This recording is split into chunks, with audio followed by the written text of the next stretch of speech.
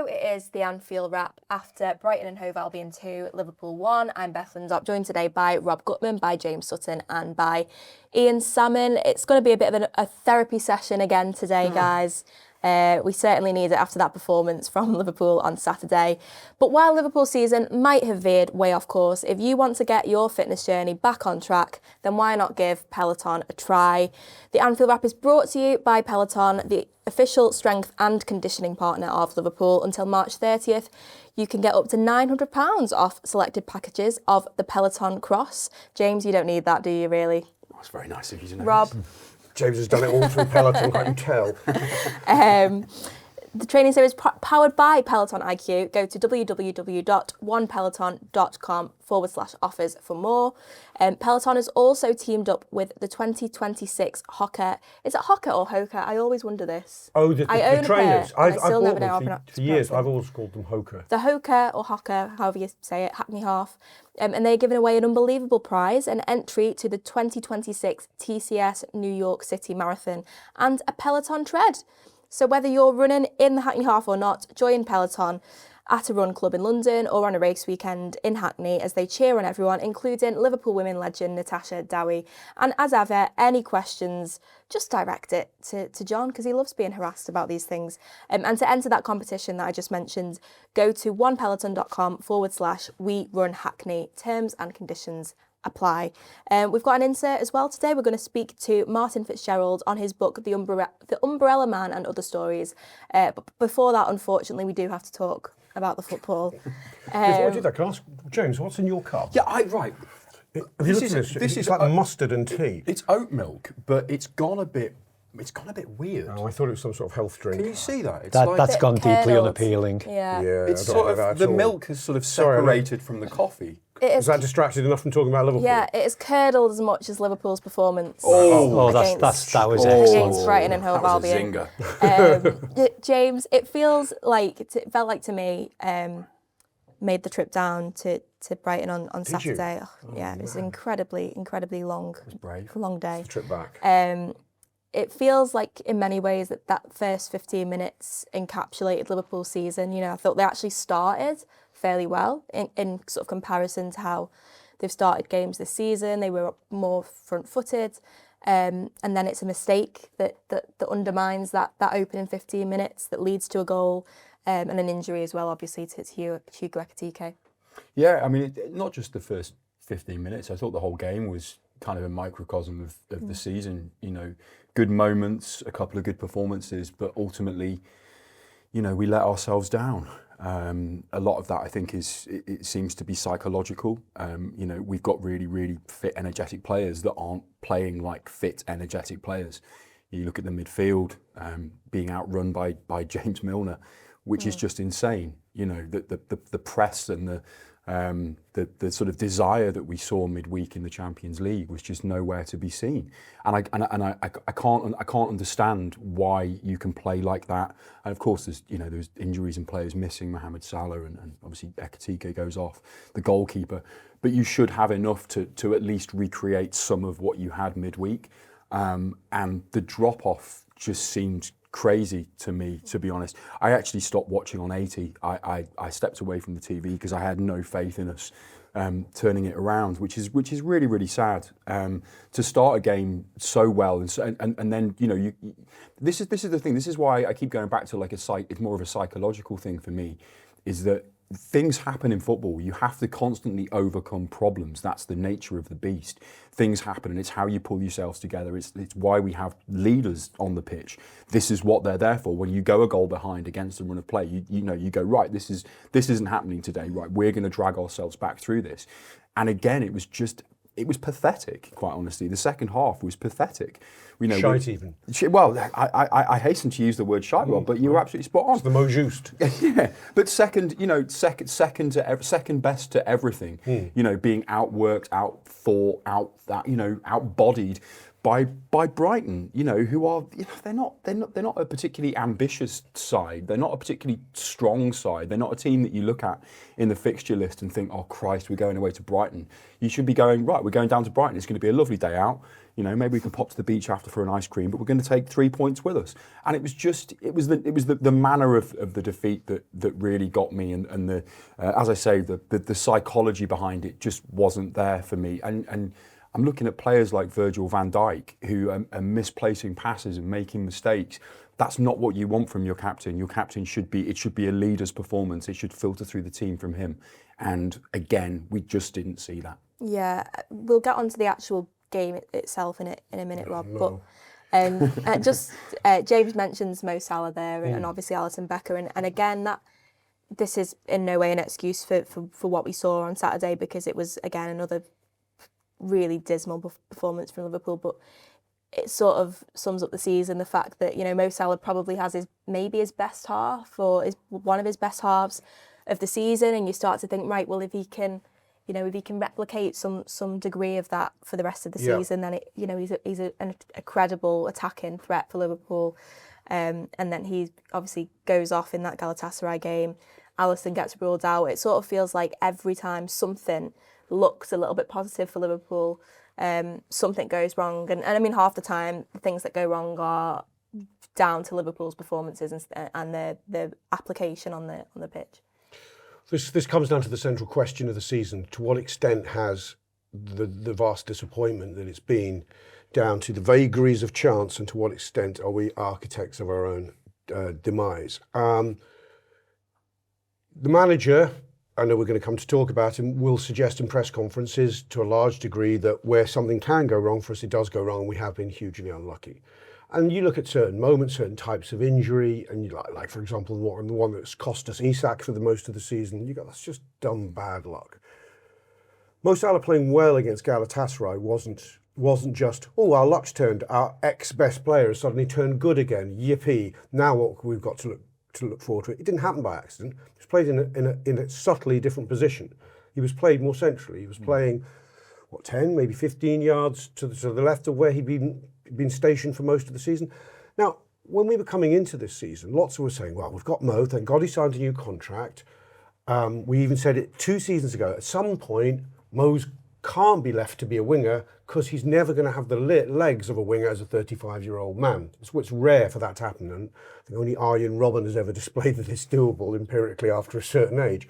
So everyone said we could see Mo Salah coming back into a central-ish role, which he played in under Klopp, I think, even in his first or second season under Klopp. So it's not in dispute that Mo Salah can play in central positions. Now, could he play off a striker? Could he play as a lone striker? All these things were doable. Arne did say last season he couldn't play as a central striker. Well, he's wrong. Yeah. He can, because he's lethal between the sticks, the proverbial sticks. Also, we've seen hints of Salah being played in the 2 earlier in the Champions League campaign. I think it was away in Milan or Marseille. I can't remember. Not Milan because he didn't travel. It might have been Marseille. And he looked more effective there. And I'm not saying Mo Salah can't have the odd effective game out wide. Of course he can. Of course he can still show special things. But I don't think it was an accident we saw the best of Mo Salah. Now, we lost him through injury. Well, Mo Salah doesn't get taken off that often. Mo Salah plays a lot of football. The manager doesn't really love the idea of rotation, and I think the biggest loss we suffered was energy in this game.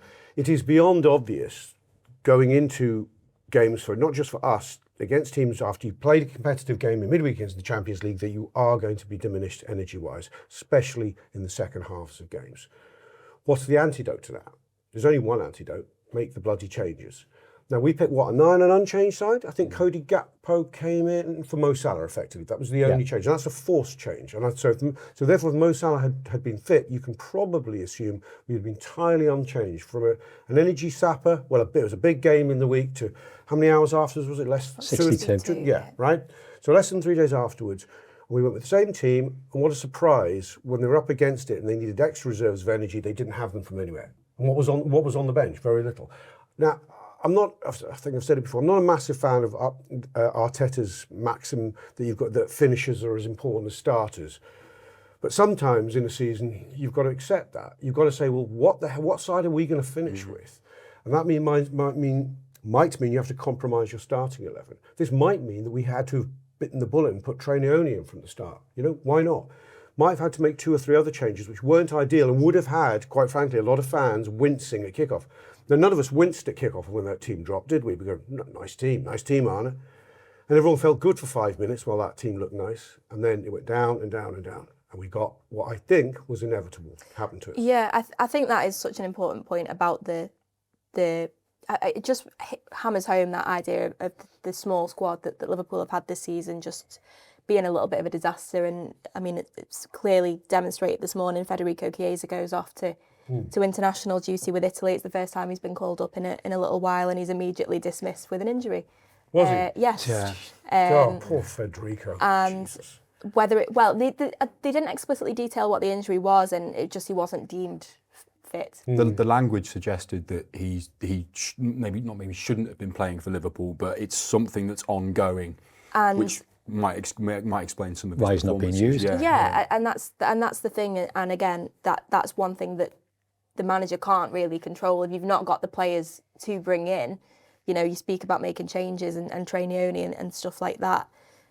But would it have been a smart move to throw Trainioni in on Saturday? Possibly Would it have been not. worse? I don't know. Possibly not. But I think that is one thing that hasn't helped Liverpool this season. It is not having those options. And when you especially when Hugo Ekitike goes off, I'll come to you on this Ian. That felt like a real blow, and maybe a bit of an omen for what was to come. And I think Virgil van Dijk said after the game there was a real lack of people making runs in behind when Ekitike went off. And as soon as you lose that, you lose all real sort of impetus up front. Yeah, but it was an easy solution, Stan. There was a solution on the bench to that, and the manager chose not to take that solution. And I thought it was really obvious. I mean, there's mitigation going on. I did the pre-match warm-up on Friday, and what we wanted, the three of us, me, Ian and Cav, were talking about the fact what we wanted was as much as we could, the same as Wednesday night, because we played so well. And, those lads have played so well. They've enjoyed the football. Put them out on the pitch again. If they're fit enough to do it, put them out on the pitch again, because we've got a fortnight off. And it looks like, Arne went the same way and went with the same formation. That formation has worked. It looked like we found a formation that would work for us. And we have the mitigation that it's 62 hours gap between the end of that match and the beginning of this match. And Brighton have had a week off.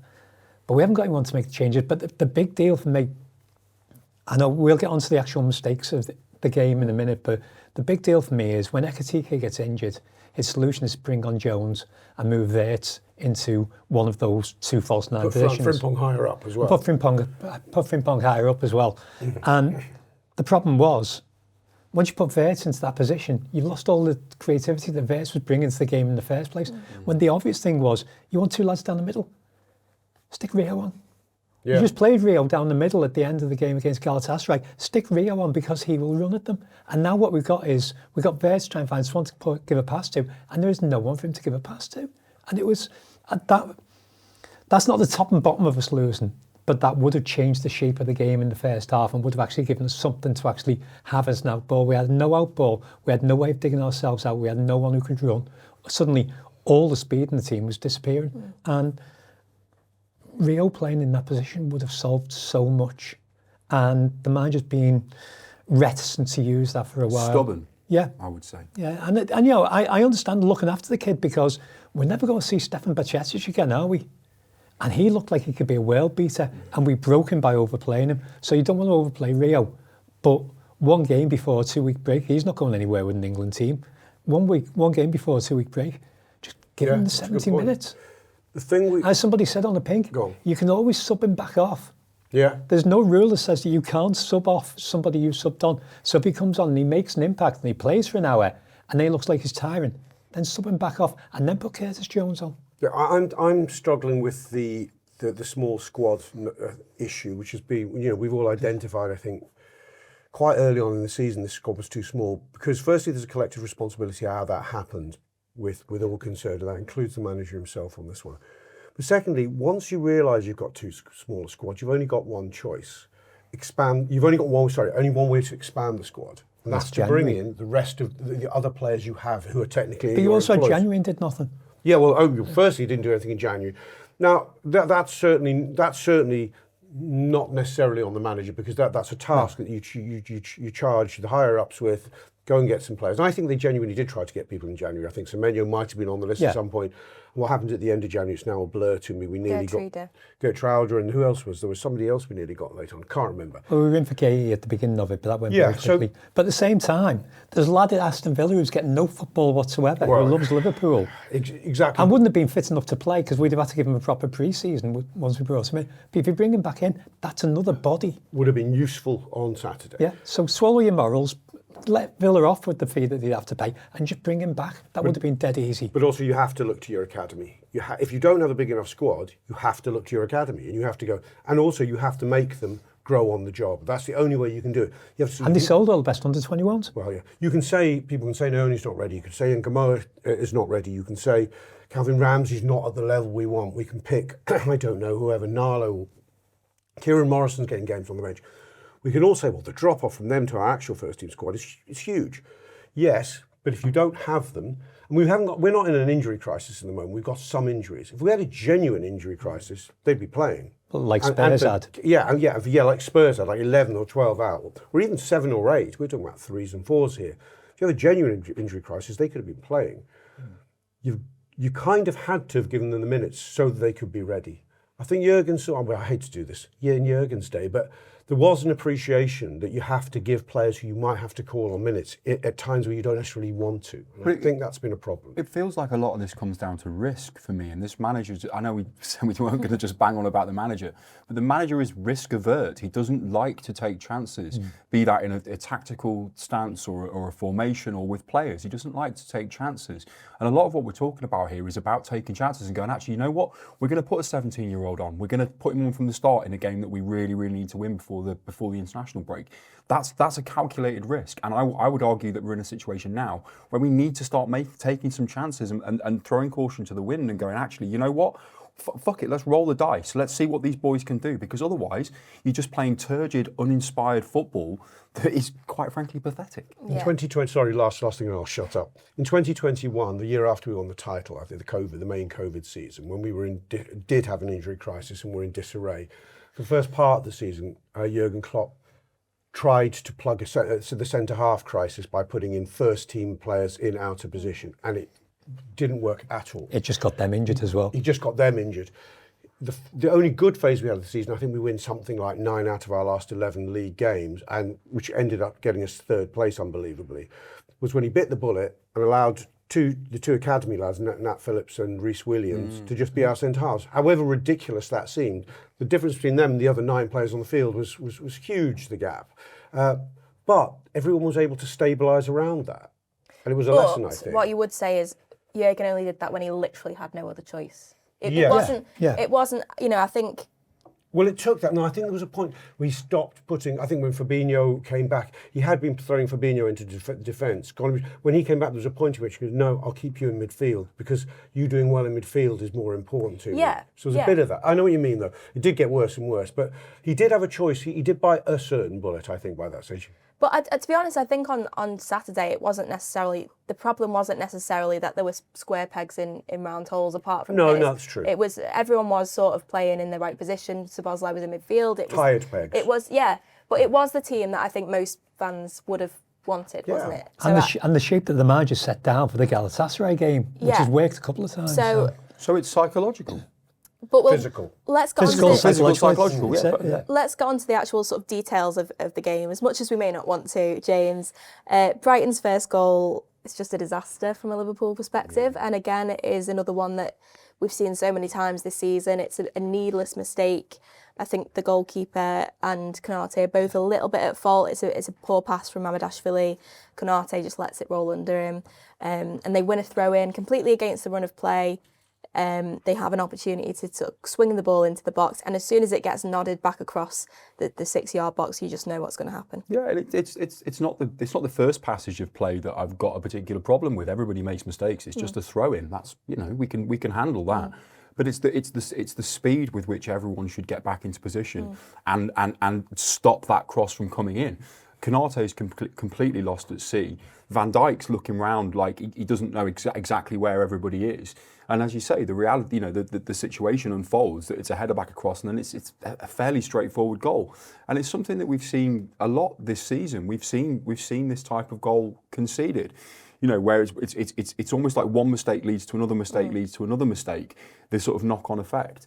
And we used to be really good at this, where it would be one mistake and it would just be, we draw a line under it and just boot the ball clear. But now they like to compound their own mistakes. Constantly, it just feels. And again, I don't want to bang on about it, but it just feels like there's a kind of mentality issue where, I don't know if it's that people are not taking enough responsibility or what, but goals like that just absolutely infuriate me. They really do, and it takes the wind out of everybody's sails, because it's against the run of play. We're all right up until that point, actually. We have a few chances, but as soon as that goal goes in, you're just thinking, I'm not sure these lads have got the courage to drag this back, and that's exactly what happens. Yeah, the very few positives to take from Saturday, Ian. I think probably one of the only ones is that it's actually a really nice finish from Kirkes. I thought you were going to say it's a really nice day. Well, yeah, it was lovely and sunny. It was lovely and sunny down in Brighton.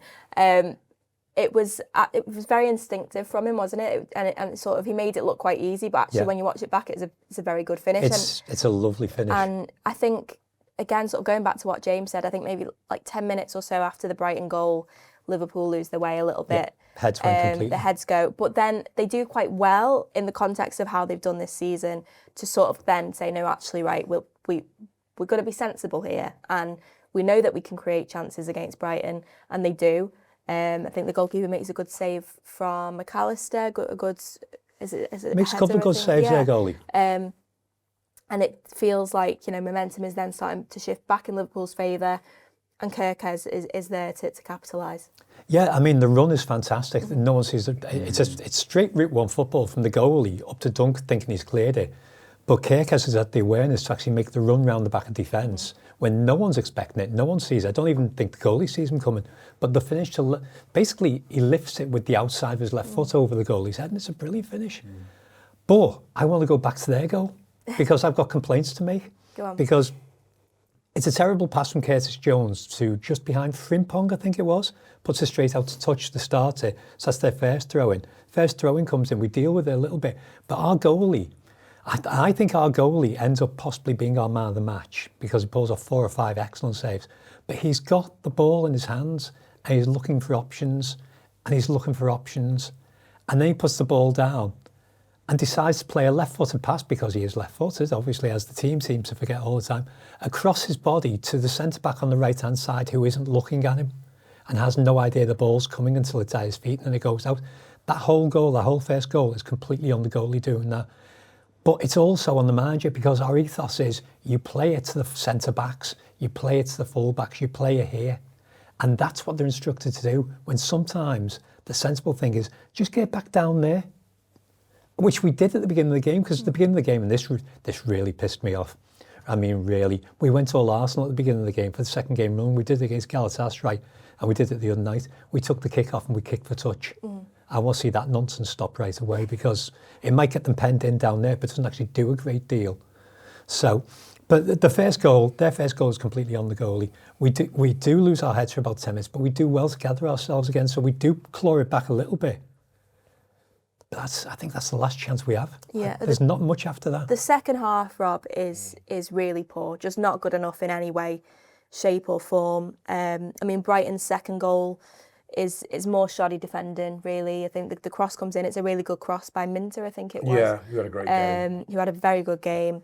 But again, it's just Konate and Van Dijk are just nowhere to be seen. It's so easy for Hinchelwood to get the ball across to Welbeck. And you can't argue that Brighton didn't deserve it. No. I mean, there's spaces, there's gaps all over the team. It goes back to the central theme of tiring, and we're not able to be compact. I mean, it was just utterly frustrating. Where do you even begin with it? I was as frustrated as anything by our set pieces, and I think not enough's been said about that. We seem to have sorted ourselves out on set pieces in the last couple of months. Well, we definitely have, because we've been defending them better and scoring them. Even when it was the other night, the first goal against Galatasaray, somebody took, was it Salah who took an out? I thought he's going to do an outswinger. Why are we doing an outswinger? He goes and Dominic Szoboszlai finishes as a clever little decoy move. But against Brighton, they were virtually all Szoboszlai outswingers. I know it depends on what side he takes them. The last two set pieces went straight to the goalkeeper, didn't they? The in-swingers. Yeah. But they don't need to be. You just need to deliver them deep and effectively, or attack them properly. But before, one of the big changes we made after that other fella who was the set piece coach left.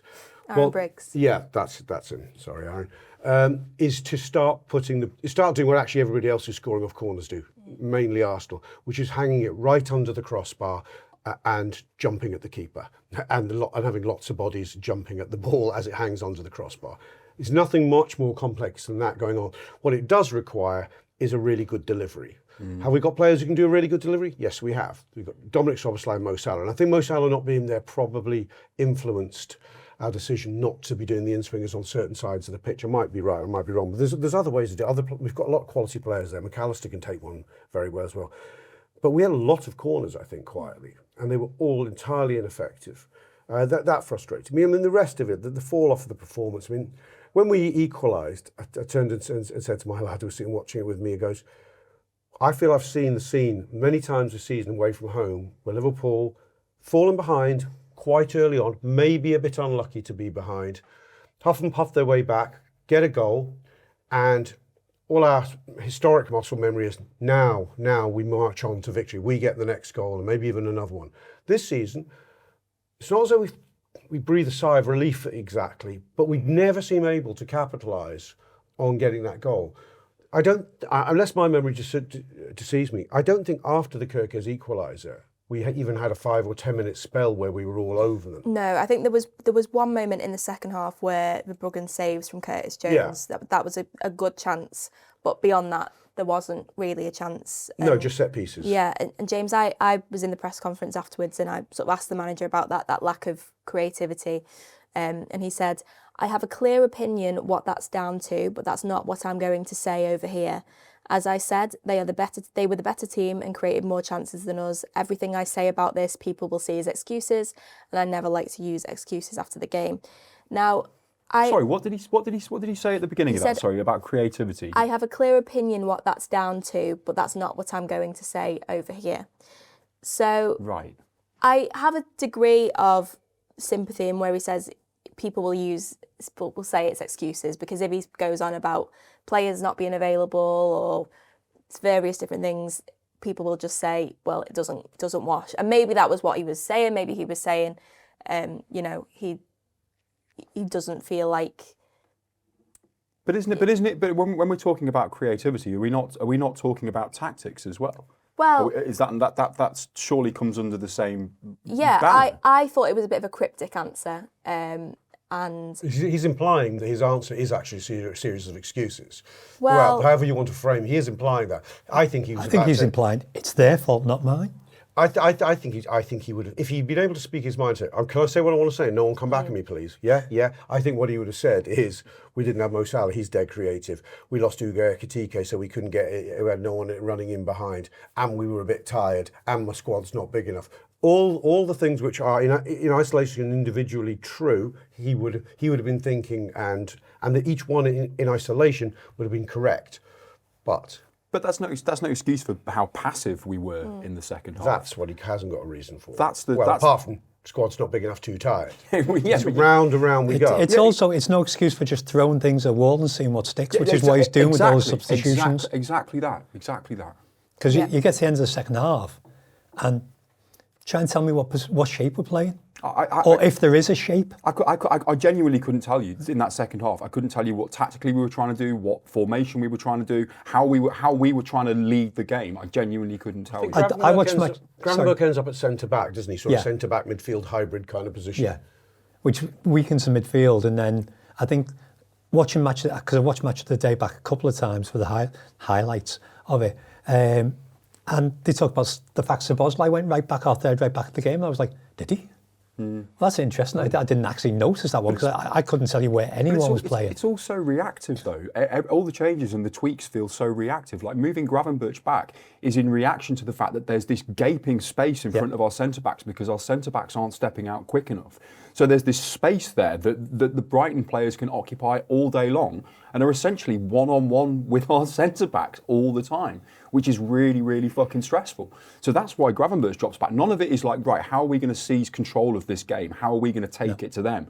It's all, right, how are we going to paper over these cracks? It's moving back step by step all the way through. 100%. And I thought it was evident from early on that Brighton were more comfortable defending their right side than their left side. And so Rio Ngamoa comes on, and it's really tough for him. He does really well, but within 30 seconds, I said, we've got to switch him to the right. We have no width on the right whatsoever. Who was on the right? So Szoboszlai was always tucked in. Yeah. Curtis Jones, I don't know, was sort of nominally around that area, but we had zero width on the right-hand side of the pitch. We did then switch Rio Ngamoa, but it was too late. And we didn't quite commit to it. And then switched him back again. And then switched him, exactly, that's what I mean. So there's no commitment to that idea. At least we had, Cody Gakpo was still on the pitch, wasn't he, till late on-ish, was he? Yeah, I'm sure he must have been. He wasn't taking off forwards, he didn't have any... You still could have stretched him with Cody on the left. Rio could have stretched them on the right, and Wirtz could have pulled people around in the middle. At least have given you some sort of... I don't know, it's just utterly frustrating. Yeah. We'll get on to some individuals then, Ian. We'll start with Georgi Mamardashvili. Alisson does a post before the game, an Instagram post, and he says he's going to be out for a while. It's quite vague. It doesn't seem to be... I think the manager got asked about whether he would be available for the Man City game, which is obviously the first game after the international break, and he said maybe not. But it doesn't sound like, as much as Alisson has said a while, that it's going to be a long, long while. But we're obviously running out of time in the season, so there's a likelihood that Mamardashvili is going to have to play in some decisive games over the next month. I feel a little bit sorry for him because I think he's, it's quite hard coming in. Well, it's very hard coming in for Alisson Becker because he's been the best goalkeeper in the world in the eyes of Liverpool fans for a long time and still is on his day. I think Mamardashvili is a very good shot stopper. He made some good saves in the second half, but it did feel like he was a little bit nervy with his feet. You mentioned sort of the build-up to that first Brighton goal earlier on. How concerned are you that he is going to be in for potentially a little while now? I'm not necessarily concerned about him himself per se. I think he is. He's a cracking shot stopper. He does make good saves. I do think he was quite possibly our man of the match on Saturday. The first mistake is ridiculous. It's a ludicrous mistake. Hopefully he learns from that one. If our manager just allows him to just get rid once in a while, it might be good. The problem is he's not great with his feet. We know that. We kind of knew it the first time we saw him play. He's not been bought to be good with his feet. He's been bought for whatever the next iteration of the team is. He's not going to be Alisson. Very few goalkeepers are Alisson. There's probably nobody in the country at the moment who plays as a goalkeeper with their feet the way Alisson did when he was at his peak. But Alisson hasn't been at his peak for quite a while. I think that's one thing I would say is that as much as Alisson has been brilliant with his feet in the past, I think his distribution this season has been last couple of seasons. A problem. Yeah, it's been a problem. So I don't necessarily think in that department you actually lose an awful lot. You're not losing a huge amount. And Ali is clearly, he's nursing a hamstring injury of some kind because he will not kick for goal kicks. He has to pass it to the central defenders to actually move it on. He's nursing himself through all the time.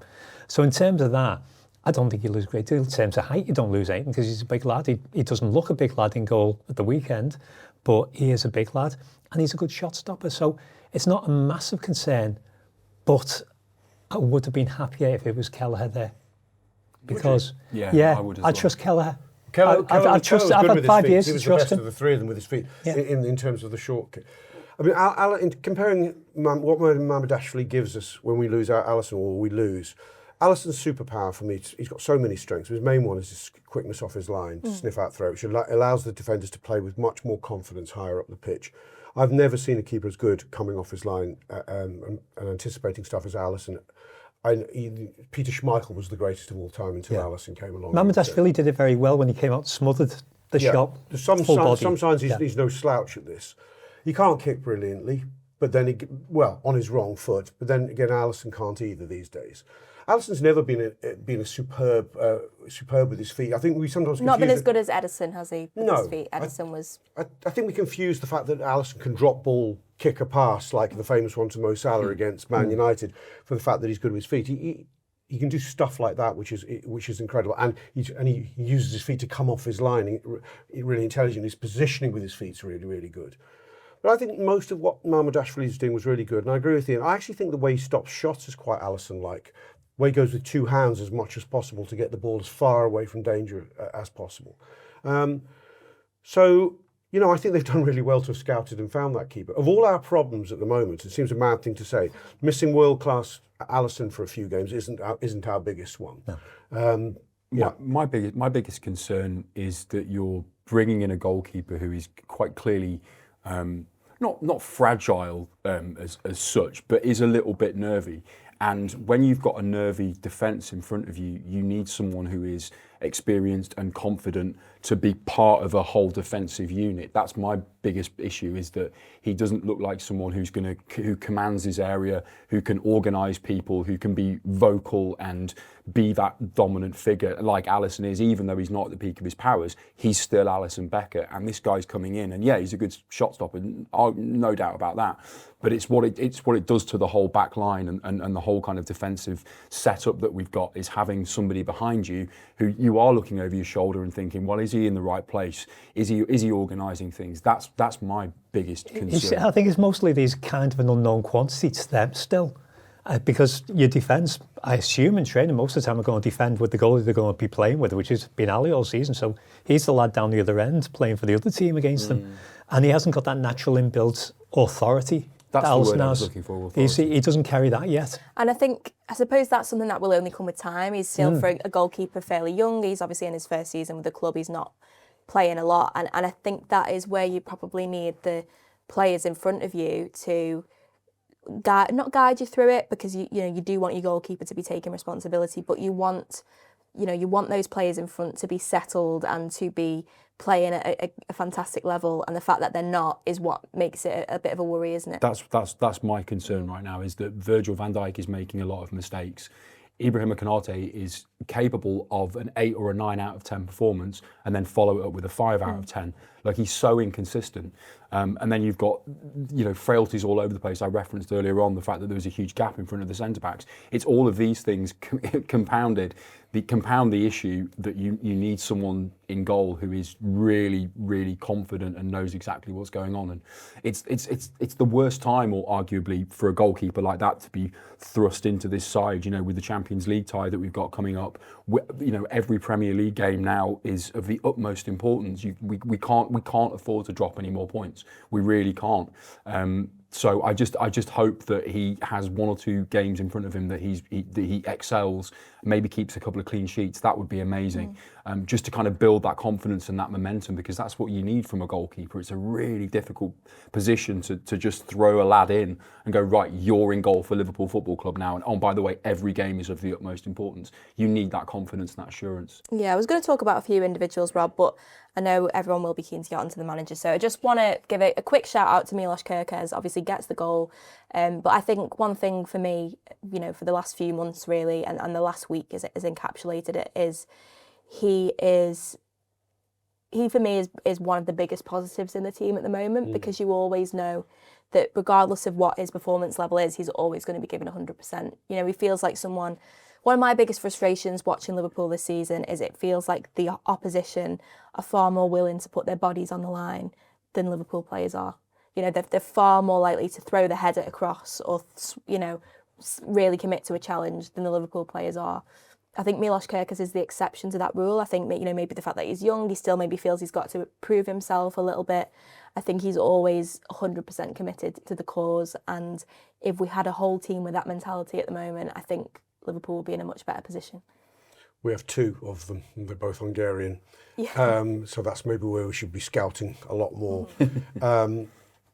And it's true. Their nationality is not relevant, but they are our 2 most energetic performers, most committed. And Milos has been on this journey, supposedly, this season, whereby people were critical of him at the beginning, worried that he was fragile and didn't show the potential to be the real deal. But I think his recovery, and not his recovery, his evolution happened actually several months ago now. And he has actually been one of our star performers this season. I think we're going to have to come out of it saying Milos Kerkez, 21 still Milos Kerkez.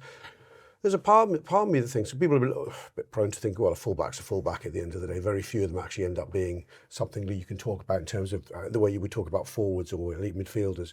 You know, a Cafu, a Trent, they're once in a sort of lifetime sort of players. But Milos Kerkez at 21 is really, really seriously good footballer. And you do wonder where his journey could take him. Could he be something we talk about as like we talk about those legendary Real Madrid and Barcelona wide defenders. Is he on that kind of trajectory? I'm not sure. He certainly has got the motivational, he has the internal motivation to get him to the highest level he needs to get to. Skill set, well, he's a powerful runner. He's got a great cross on him. And as we saw with his finish, he's not short of technique or instinct. So it's glib to say the sky's the limit, but he's certainly shown that that's possible. Well, he's also learning off the best as well. He's got Andy Robertson next to him in training every day. I mean, what could be better for a 21-year-old? Do you know what I mean? Someone to point out your mistakes and tell you where you're going wrong. I thought he was exceptional midweek. I thought he was really, really great. And I thought he was brilliant again at the weekend. That again, you're absolutely right, Beth. The energy, the desire, the work rate, the physicality of him. And I just want that to filter through the team a little bit more, because it stands out. You notice it. You go, oh my God, there's a fella who's really, really trying. Well, you think in terms of where he is in his career, he's streets ahead of where Robbo was at the age of 21. Yeah, right. Yeah. So Robbo was still thinking he was going to have to go and get a full-time job in the real world. Well, that's enough positivity for now. Yeah. Really? I'm just going to read out a couple of stats. Liverpool have now lost 10 league matches this season, which is the highest number since 2015-16, which was obviously when Jurgen Klopp came in to replace Brendan Rodgers. Their current tally of 42 goals conceded is already higher than the number they've conceded in each of the last two seasons. And a stat that's been doing the rounds a lot the last few days has been for the 27th time in 31 league matches this season, Liverpool were outrun by their opponents, with only Chelsea having fared worse in that department. Now, I think that a lot has been made of that stat. And Can I give you one more stat which I saw? If you did the league table, you took out the first 5 games, so say the season started on game 6, where would you guess Liverpool are in the league? Well, I'll tell you, it's 11th. So that's actually better than I thought. I was going for 16. I was actually slightly better than I thought, but it was a definitive statement of there's no blips here. Yeah. It's only 5 games we're taking out. This is definitively what this Liverpool team is. 11th place team. I don't know, Brighton might have been 12th or 10th. I don't know. We played a team who were the same, as good as us on Saturday on their ground and narrowly lost. It was a game between 2 well-matched sides. That's the grim reality. Yeah, just coming back to those stats. Running stats, Ian, because a lot has been made out of them. And I think it's important to know, I actually hadn't realised, because when it's written down like that, 27 out of 31 league games, Liverpool have been outrun. It's quite shocking. It's quite shocking, it's quite damning. When Liverpool, in 2021-22, when Liverpool finished second, got 92 points, lost out on the league on the final day, went on for the quadruple up until May. They were outrunning 26 of their 38 Premier League games. So it's not... The Thiago season. Yeah, so it isn't always necessarily a metric that decides how good a team is. And I think, some Liverpool tend to have more possession than the opposition. That plays a massive part. That's the big caveat. And so that skews a lot. But I think what it does do in conjunction with the performances that we've seen this season and the results, and coming back to what everyone has said earlier on about sort of the style, the passive nature of this team, it sort of marries with that image, doesn't it? It marries with this feeling that a lot of people have had watching Liverpool this season, which is that they just aren't intense enough. Yeah, it becomes worrying when you add it to the eye test of how we're actually playing, and when you look at what we're actually doing, then it becomes worrying. Because the first thing I was going to say was I don't know how valid these stats are in terms of the impact they have on games, because the thing the slot was brought in to do was give us more control. And the players that we bought in the summer were to give us more control. And so the whole idea was to become possession-based. And if you're possession-based, you are naturally going to run less than the lads who haven't got the ball, because they're running after you trying to get the ball off you. Mm-hmm. So at that point it becomes not necessarily an overly instructive stat, but when you couple it with the fact that you can see how bad we are, that's when it becomes the issue, because we're not controlling the game. So if we're not controlling the game, then we should be running more because we need to stop the other team from controlling the game. At the moment, we have no control whatsoever and we have no energy. So we've perfectly fallen between the two stools and we are neither sort of team anymore because the whole idea of control has gone completely because we're not functional. And the whole idea of counter-attacking has gone, the whole idea of pressing has gone because we haven't got anybody up front who can press. We're a team without any kind of identity at the moment. And it's horrible to say, but we actually haven't played well since the week we won the league. We're on a year of not playing well at the moment. With the occasional blip, Real Madrid, obviously Galatasaray, there are a few games where we played well. But that's no more than saying, when Everton great against Chelsea at the weekend. That's where we are at the moment. We're not putting any consistency in. We are not a consistent team. We have no sense of who we are anymore. Yeah, I think for me, James, that's the most damning thing and the biggest mark against the manager's name, I guess, is that, you just can't describe what this Liverpool team is. You can't describe what they're good at. You can't describe what makes them unique. And that has been the case for most of the season. And I have defended the manager quite a lot. I've taken a fair bit of stick for it. I think a lot of the problems that Liverpool have had this season aren't necessarily his fault or exclusively his fault. I think he's been dealt a pretty poor hand. I think the players have let him down, maybe not intentionally, but have not been able to apply themselves in the right way. But I think when you see performances like that on Saturday, you just find it very difficult to see how long-term Arne Slot is the right man for the job at Liverpool at the moment. Yeah, Ian's right. Down to the identity. I don't know what this side is. I don't know what the plan is. I still don't know what the plan is for these players. You see us line up week in, week out. I'm not sure tactically what they're being told to do. We're not pressing, and then the managers come out multiple times and mention this low block. We're up against a low block. We're not. We're really, really easy to play against. That's what it seems to me from watching it, live and on TV. We just seem really, really easy to play against. Really, really, really passive. A kind of walk in the park. We're not a side right now that teams are terrified of playing. Albeit maybe, there's a couple of Champions League games where people think, it's Liverpool in the Champions League. But apart from that, yeah, no identity, no ambition. And I mentioned it earlier on in the show. It's the risk-reward thing for me that is really unsettling. We're not playing with any kind of risk. And you have to play with a bit of risk if you want to win titles and you want to win trophies. You have to. It's the nature of it. You have to roll the dice, and whether it's a personality thing, I'm not sure. But Arne Slot doesn't seem like a man who wants to roll the dice. He seems to want to. This must be the setup. This has to be. He's had plenty of time now with these players. Plenty of time on the training ground to get his message across as the head coach. So this must be the idea. But if it is, it's not for me. Yeah, just to round this bit off, Rob, there will be a lot of people sat at home saying, they want the manager gone months ago, or, certainly now, the international break, they feel like it's the right time. I think all indications are that that's not going to happen before the end of the season, whether you agree with it, whether you don't. So it does seem like Arne Slot will be the manager of Liverpool until at least the summer, or the head coach of Liverpool, until at least the summer, unless something, drastically shifts. I already know the answer to this question, but how are you feeling about that going into the final couple of months? Well, I mean, I was calling for making an immediate change, a week ago. I'm a bit lost on it really, because it's not going to happen before the end of the season. And I think even teams that are going down don't change their manager this late. It is too late now. It's too late for it to, in a certain sense. In as much, for so many reasons, I think anybody you'd approach would go, what? You want me to come in and do what? 7 games? Really? Do I get a contract beyond that? No, mate. You just get, even let's say we spoke about a week or so ago about Steven Gerrard. Even Gerrard's got, come on. You could have asked me 2 months ago and I'd come to the service of my boyhood team. But for 7 games, come on, what am I meant to do? So it's Alan Shearer managing Newcastle, isn't it? Yeah, it's sort of almost pointless now and academic. I mean, I said a week ago, any change would do. I don't know. I mean, Arne is a person I like and respect, and I don't feel I should have to caveat that every time. But increasingly as the season's gone by, I think, and the results haven't come back for him sufficiently enough, I think he's running out of road in his own mind as to what to do. I think the whole theme of the way he speaks now is about permitting himself to fail.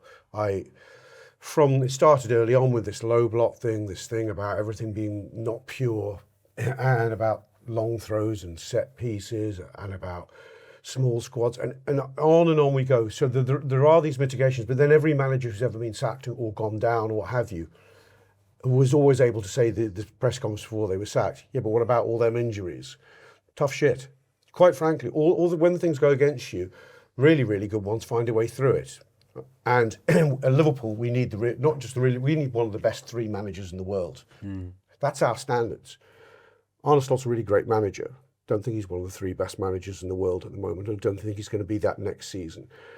The thing I'm concerned about is that the collective responsibility for this season, from between manager, Richard Hughes, Michael Edwards, maybe Julian Ward too, will push a groupthink. It will push a culture of a groupthink that will go, well, we all have these excuses. These excuses apply to all of us. We all didn't know. And you could go back into the tragedy around Diogo Jota. We all didn't know Salah would fall off a cliff. We all didn't know Isak would get injured like that. We all did. So once they start thinking like that, I think there might be an inclination to go with him again. Next season? Yeah, that's what I don't know. The trouble is, like Hughes and Edwards might not be there. Well, they might have. The thing is, I think we should be certain that he's not there next season. I think there's not a fan I talk to, around Liverpool or online, who doesn't go, he's got to go. He does have to go. Some are more respectful than others around that. But he's got to go. He's not going to be here next season, surely. Now, if the fans are 99%, if I can be so bold as to guess at a number, on 99% that this guy is now managing next year, where are the people who make the decisions on that scale? Because all they ever do, quite frankly, is brief that he's our guy. And I suppose, to an extent, you can't at this stage of the season go, God, he's got to go. You can't do that. But it does worry me that it's always he's our guy, and we're committed to him for the long term. I wonder what changes that. I wonder at what point does he stop being your guy? Is it the end of the season? Well, is it the boo? Is it the boos? It's too late. Is it being booed? Is it all the briefing is he's there till the end of the season. That's the little leaks coming out. Fine. But what are they doing about it in between? In between, obviously they've talked to Xabi Alonso, because if they haven't talked to Xabi Alonso, they're completely remiss in what they're doing. There may be other managers they'll have talked as well, and I'm only assuming this. I have no information whatsoever. But you see enough of a pattern in the press, the idea that he will be there till the end of the season. I feel for Arne. I really feel for him, because you've got to go back to the loss of Diogo, because it's a I'm loss. not sure you do. I think it's Well, possible. I think basically, I'm almost beginning to find it a really difficult one to talk about, because it may have been really important. It may have had no effect. I mean, I'm old enough to have been around in the Hillsborough season and saw an entirely different reaction to a strategy on a bigger scale even.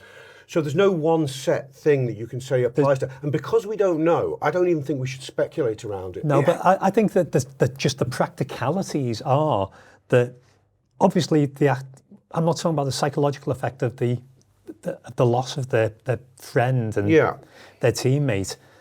The practicalities of it are pre-season training was supposed to start the next Monday, and it didn't, and everybody was given at least the next week off, and we don't know how people came back in drips and drabs. And that first week, the week of conditioning, the week where you run until you're thrown up in a bucket, wasn't there, and they were playing catch-up from day one, just the practicalities of it. And that's probably why we're seeing more injuries than we've seen from a manager whose basic, his whole being was he keeps players fit. That's why we brought him in. He keeps players fit.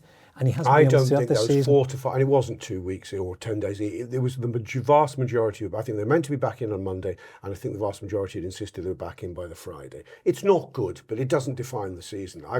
Look, as I said, but all right, it's a factor, but there are a lot of, but what I'm saying is, but there has been a lot of catch-up time. There's factors, but I think. Never quite the same. Well, we could talk about this all day. It's almost as if we need a show that mindlessly speculates about new managers called the award-winning Gutter Show. Catch the award-winning Gutter Show tomorrow, but for now we have a chat with Marin Fitzgerlad on his book The Umbrella Man and Other Stories. Neil Atkinson with my friend and yours, Marin Fitzgerlad, author of The Umbrella Man and Other Stories, which is available on Bite Back to be now done on pre-order. All the places you get your books from, all the obvious hits. You should know how to do that by now. If you don't, you can come to my Instagram page. I've got a thing called a link tree. Oh, do you know about them? I've heard about them. It's got all the bookshops you want. Yep. So you can have your choice of bookseller. I'm not getting into where people should buy their books from. Just buy the book. Just buy the book. It's also got some details of live events, one of which is with you, Neil. So 400 Blows, the number 4, the words 100 Blows, or Marin Fitzgerlad on Instagram. It's in my bio. That's that bit. That's how you buy the book. That's how you buy the book. What is the book about? It is called The Umbrella Man and Other Stories. It has a further subtitle, which is somewhat wordy and makes reference to the JFK assassination, but it's not really about that. It's about memory, and it's about place, and it's about a sense of many things, and about what it is to bear witness and what it is to tell stories. I loved it, genuinely loved it. I'm not just saying that because he's my friend. It's actually really, I was relieved how much I loved it, because it would have been awful if not. You've been working on it for some time, some would say a lifetime in a way, but recently you've been working on it for very, very heavily for about a couple of years. So I first came up with the idea to do the book. Around this time last year, I did a podcast called Smersh Pod, which is by a guy called John Vane, and they do a different film every week. And I did JFK, and it was, honestly, it was so much fun, and the feedback was really good. And I talked about my angle on the assassination, and John was really interested in that. And as you know, I've retired, so I thought I'm just going to write this book. And I didn't quite know what shape it was going to take when I started writing it, but then it all kind of fell together in a way that I'm really pleased with.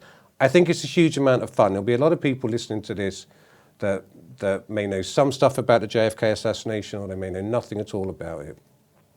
But there'll be a lot of people that have been put off this subject, and a lot of people that are wary of it, because if you just Google this stuff and you can disappear down rabbit holes online, and you can often feel like you've been cornered in a pub by a lunatic. And having read lots of books about the assassination, I've sometimes felt like that. And I wanted to write something where the reader felt they were in the company of a friend. Yep. Right? So this is one of the most richest subjects that I've ever come across. And people ruin this subject by arguing about who did it, which kills me, because I'm completely agnostic on the subject of whether it was Lee Harvey Oswald or whether it was a conspiracy. I can argue both of those points if people want me to. But it would be like taking, for example, the history of the Beatles, which is, I think, another incredibly rich subject, and ruin that subject by just having an argument about who was best out of John and Paul. Yeah. And that's what happens with the JFK assassination. So you would miss the 1,200 hours that they played in Hamburg, which is about 800 gigs of 1.5 hours, which is more than most bands ever perform in their lifetime. You would miss the fact that Paul McCartney meets a girl in 1963 when he's on Ready, Steady, Go, and he picks this woman as the winner of a dance competition. Her name is Melanie Leo, I think. Anyway, 4 years later, Paul McCartney's reading the Daily Mail, and a girl has run away from home, and he writes she's leaving home. It's the same girl that won the dance competition that he judged in 1963. Those kind of coincidences and the richness of that story are so interesting that you don't need to argue about who's best out of John and Paul. Likewise with the assassination, you don't need to, and also you're just never going to know, is my point. But also, I mean, what you've done is you've taken the idea of this moment in Dealey Plaza, and place is really important to the book, both Dealey Plaza itself, then the places that we know the names of, that all have these remarkable names that have ended up falling into common usage with references, jokes, and all that sort of stuff. Like, there are not that many. In fact, it is the only book depository in the world. One of the things that has always fascinated me about the assassination since the age of 14, when I first encountered it in a history lesson at school, is it has its own lexicon. Yes. Right? If you Google the Minnesota Book Depository or the California Book Depository, the first one that comes up on Google is the Texas School Book Depository, because it's the only school book depository. It's the only place where there's a triple underpass. It's the only grassy knoll. Yep. And I've never met anyone else called Zapruder either.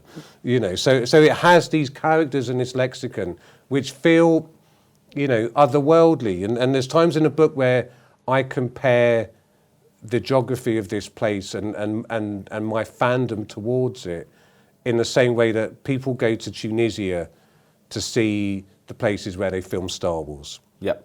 Right? Because it means that much. People are obsessed about Lord of the Rings, and they obviously that isn't a real place, but people are obsessed with that stuff, Mordor, Gandalf, and everything else. I'm obsessed with this, not because of who did it, because this collection of people ended up in this place. Well, this place, Dealey Plaza, let's take the place because that's what you've done. So we freeze the place and we freeze the moment, the key moments being the footage that, Zapruder films.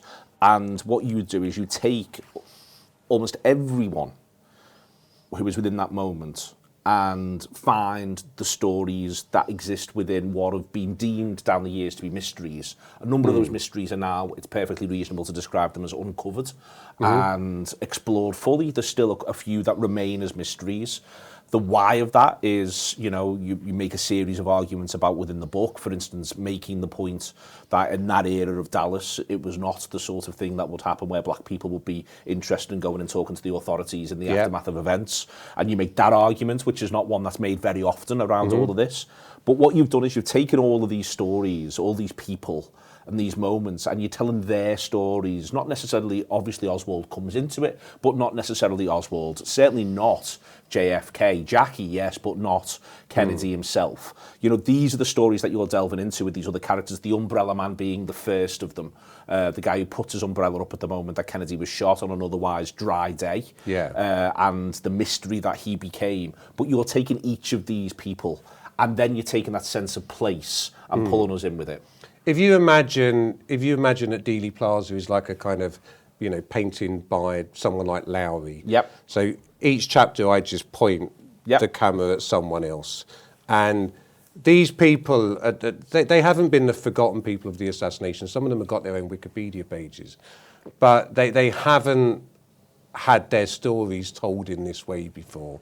And their stories are all fascinating. And my angle towards this subject is that on the 22nd of November 1963, the main event that day was supposed to be in Main Street, right? So Kennedy was coming to Dallas for the first time in 2 years, and they organised a motorcade.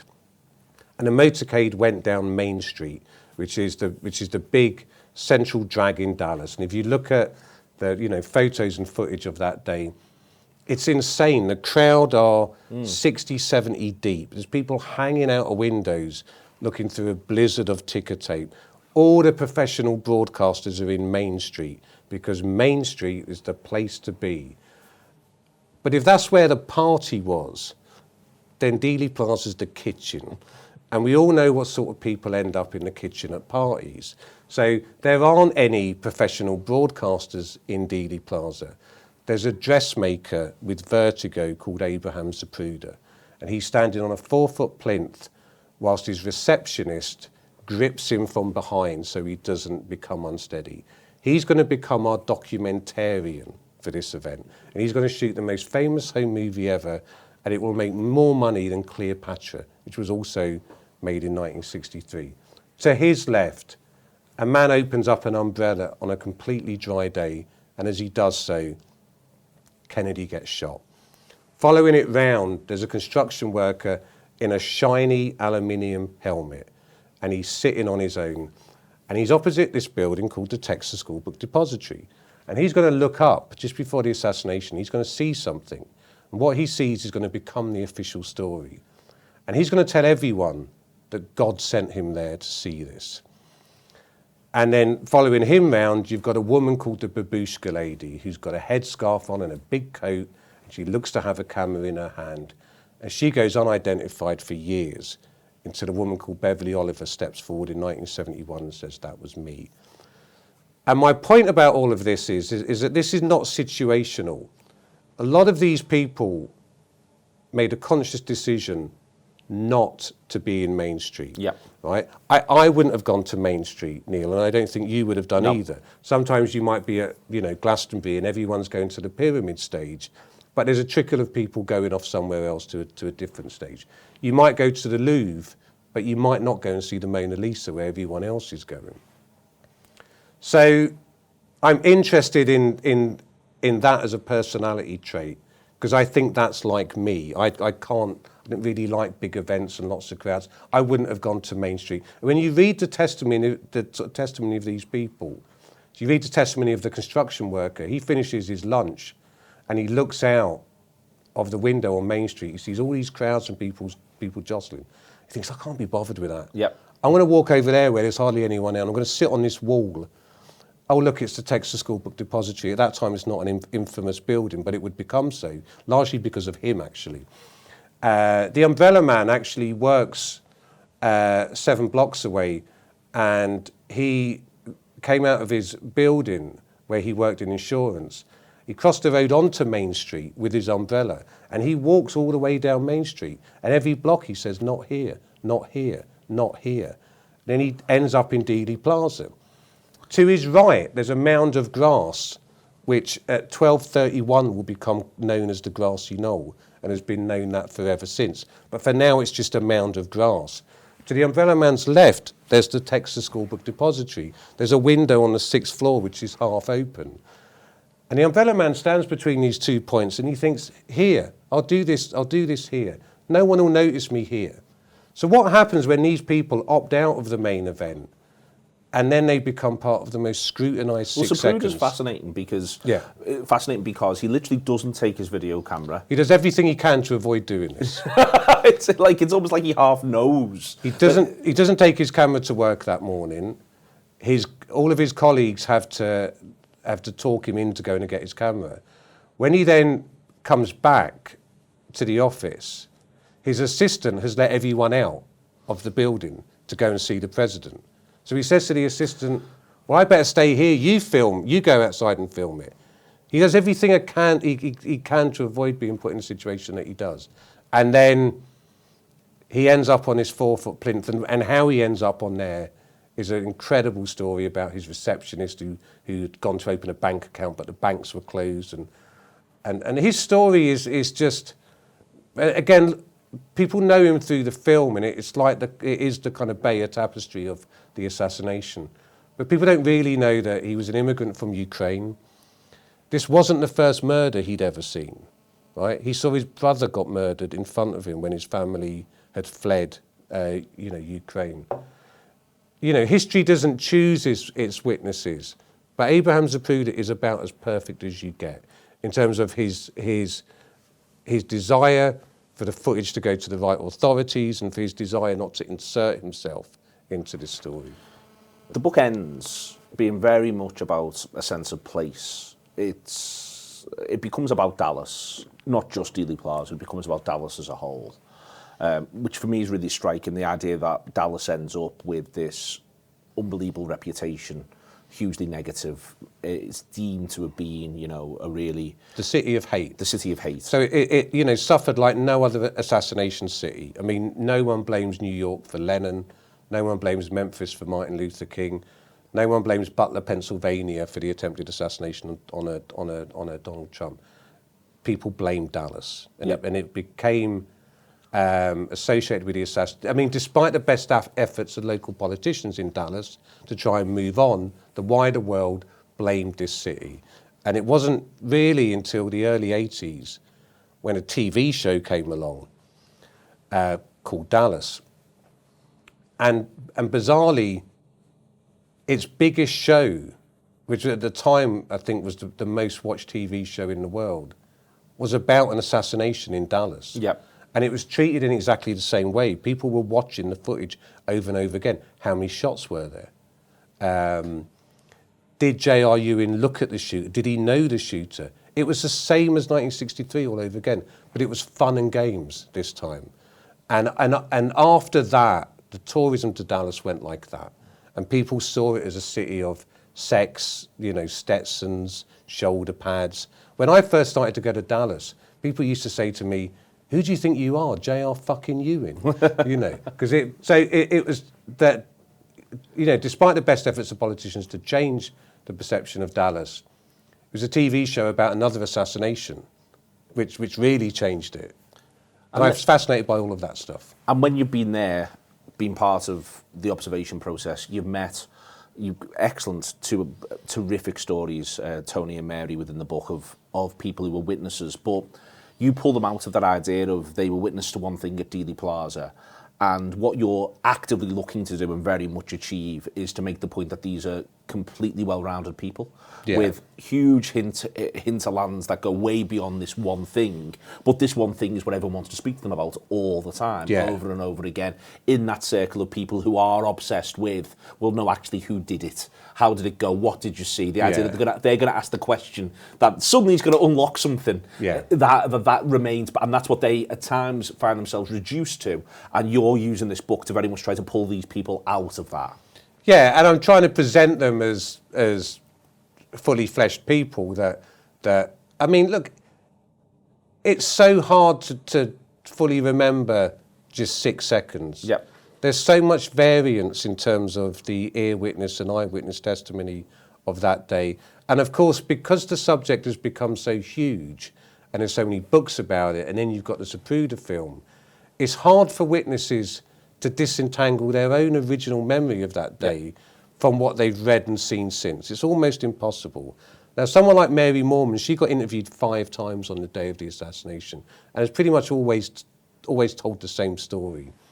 But I was in her house in November last year with a bunch of researchers, and they just kept on repeating the same questions. How many shots did you hear? From what direction? She's got nothing else to say, unless you ask her different questions.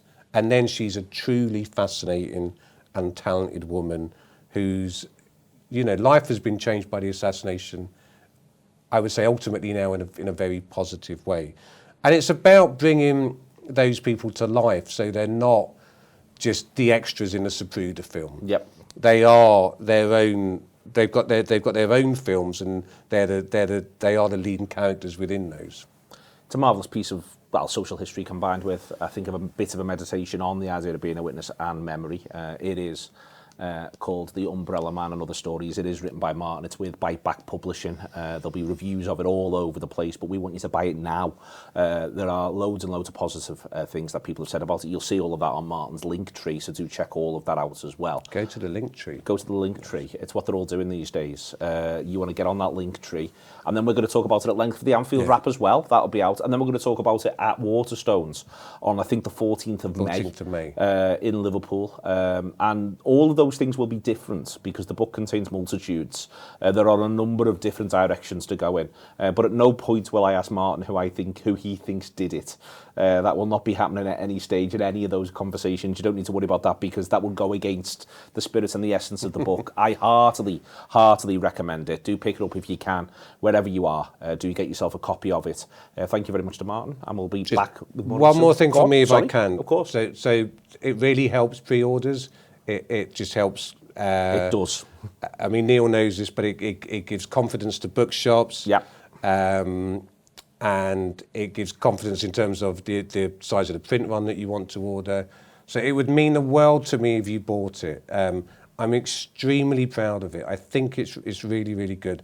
And I think if you've ever listened to me or you've read anything I've ever done, whether it was in the album club back in the day or whether it's, shoot treatment now, you know how my mind works. And this book is the best distillation of that. There's not a lot about Liverpool in it. Dominic Szoboszlai is mentioned once. But other than that, it's very light on Liverpool. But if you've ever enjoyed anything I've ever done, then I would urge you, if not beg you, to pre-order this book, and I will be eternally grateful. And if you come to the shows, and we can hang out, and you can ask me what I think, who I thought did it. I will entertain that. There you go. With the shows, you'll entertain it. See you later on. Thank you very much there to Martin. A little interlude. We're going to talk about Album of the Week. which I've been tasked with doing today. Is this your first time? Yeah, I didn't know until I saw the agenda. It's What is this? It's very controversial. Some people don't like it, but they'll have to lump it because I've been tasked with doing it today.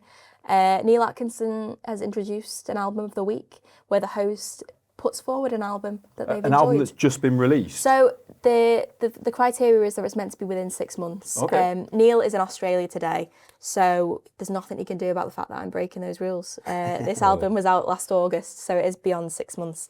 But it's an album called Bite Me by a singer called Renee Rapp, who is an American singer, and I went to see her in concert on Friday. She was very good, hence why I've chosen her as my album of the week. What sort of music?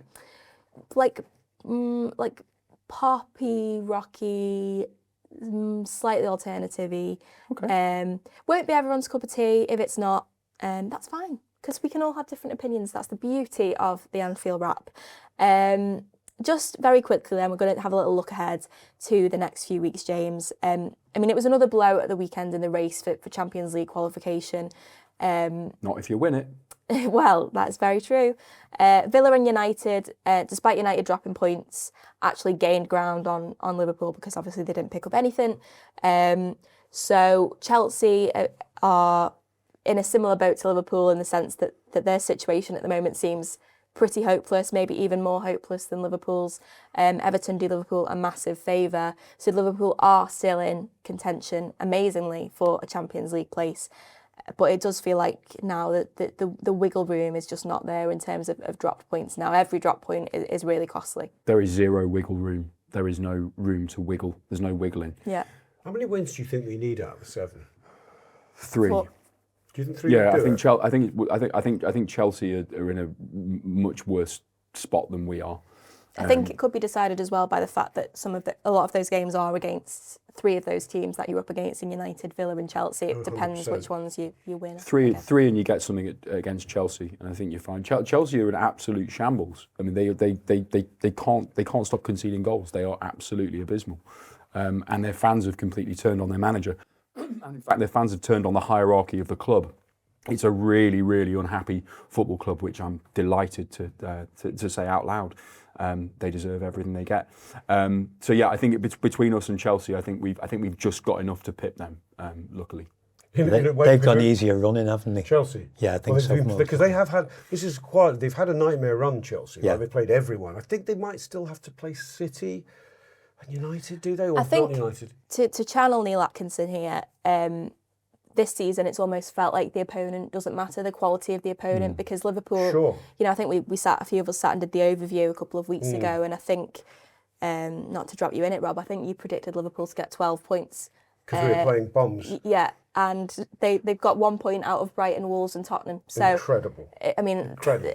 that's wild. So you can look at it. The positivist way to look at it is so bring it on the hard. it makes no difference. Well, yeah, you can go, hey, bring on the good I- teams. But does it? What's our record against the good teams? It's not outstanding. Well, I'm just going to read you Liverpool's fixtures in April. Go on. So they've got in the FA Cup quarterfinals Manchester City, in the quarterfinals of the Champions League PSG, Fulham in the Premier League, PSG again in the Champions League, Everton away, Crystal Palace, and then on the 2nd of May they go away to Manchester United. So it's a tough all run. Do you know what's tough about it? And the reason the opposition don't matter is because we're playing back-to-back games and our squad's not big enough.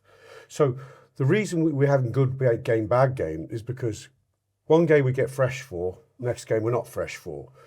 You know, then there's maybe a little bit of respite because you've got 5 days off rather than 2 days off, or 2 days between games, and we're getting better result. This is sort of the pattern we're seeing at the moment, isn't it? Yeah. Or sometimes it's a reaction pattern. So terrible result, Brighton, they've got to bounce back, they've got to put on a performance against so and so. So we may come back from the international break full of vigour and vim and actually give City a game, maybe even get through somehow.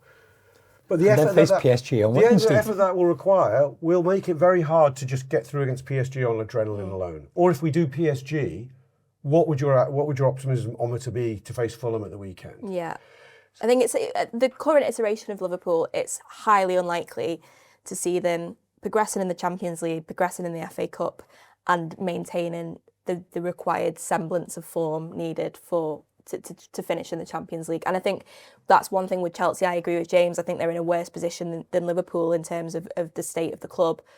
But the fact that they're not in the Champions League now means they've got 2 less games to play next month. Games that will emotionally, physically drain Liverpool. So with all that in mind, Ian, how confident are you that they can have a positive end to the season from here? Not even vaguely. We talked about Brentford and Everton, by the way. And Andy's already accused me of being lily-livered before we started the show, which is not afraid. I'm usually the one with a relentless, ludicrous amount of optimism. I think we're terrible at the moment. I'm worried about going to the Hill Dickinson. Now they're actually started winning games there and the atmosphere is turned good and everybody's behind them and they're playing some decent football. I'm worried about them actually having more desire to win the game than us. And if we play well against PSG on the Wednesday, we will lose to Fulham on the Saturday. I'm worried about Palace as well because Yeah. I'm serious. The game of the season down there at their place, they absolutely smashed us everywhere. And then there's I'm worried Brentford about on the last everybody. day who could be ahead of us by then. Champions League decider. Well, they could be ahead of us by then. Yeah, it does feel like that this next month, Rob, I'll finish with you. It feels like this next month is hugely decisive. You know, at the end of the day, as terrible as this season has been, if by some miracle Liverpool were able to progress in the FA Cup and the Champions League, you'd say, wow, you know, they've got the potential to end this season in a really special manner, despite the fact they have been terrible for most of the season. If, as I think a lot of fans would predict at the moment, they don't fare so well in those cup competitions, it has the potential to be a real slog of a few weeks to end the season. It does.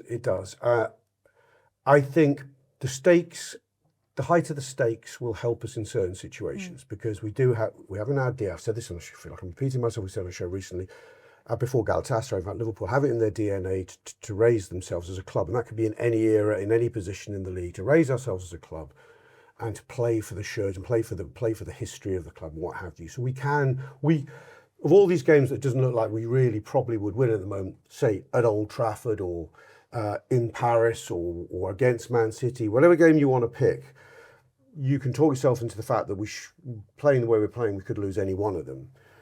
But it is possible, I know this is your theme of the early thing, it is possible we pull out a win or two, an improbable win or two from somewhere. And with Isak back. And this is one of the things I was going to come on to.